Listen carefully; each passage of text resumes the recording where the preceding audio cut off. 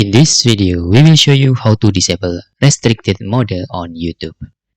To disable restricted mode on YouTube, first on the smartphone, we will show you how to disable it if you have Android or iOS.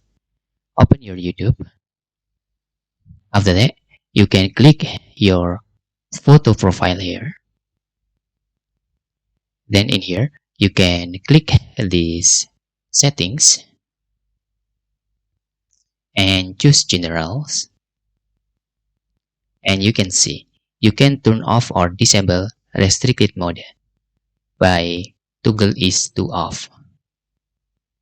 Okay, after that, to disable restricted mode on the desktop, you can just go to your YouTube account on your desktop, for example here.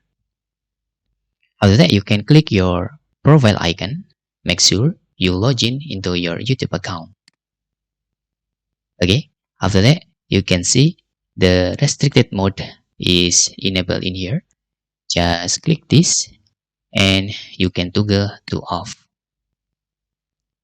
After that, your restricted mode is disabled. And that's all how you can disable restricted mode on YouTube.